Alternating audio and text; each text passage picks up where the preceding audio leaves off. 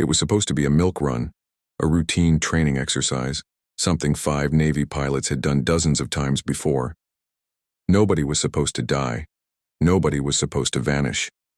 But on December 5, 1945, 14 American servicemen flew into the sky off the coast of Florida, and the world never saw them again.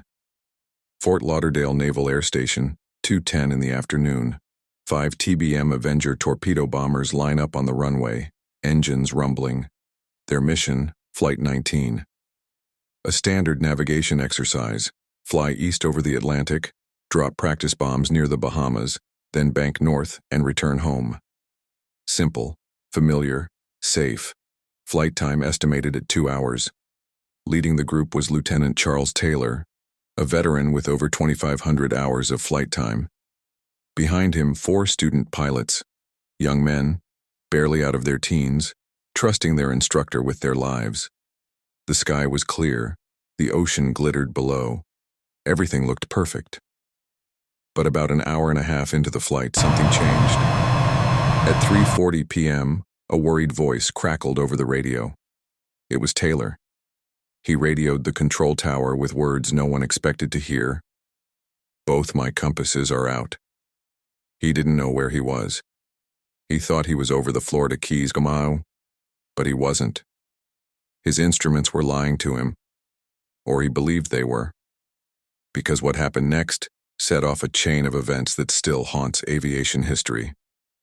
Taylor turned the formation north, convinced it would bring them home. But he was disoriented. He was actually over the Bahamas, northeast of Florida, not southwest. By turning north, he was flying his men deeper into the open Atlantic, further from land, further from safety.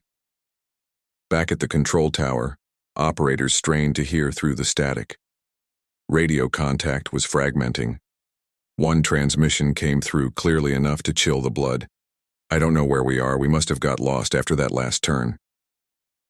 5 aircraft, 14 men, lost over a darkening ocean with night closing in and fuel running low.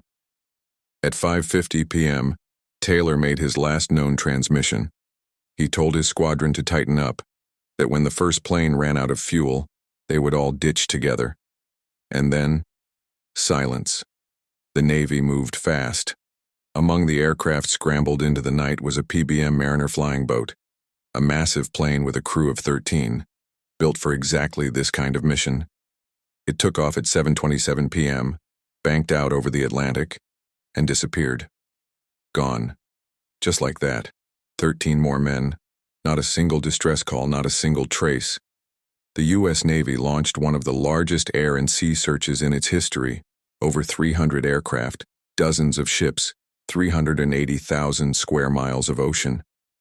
They found nothing. Their final report concluded the disappearance was causes or reasons unknown. 27 men left for a routine mission one December afternoon and never came back. Their families waited. The Navy searched. The ocean said nothing.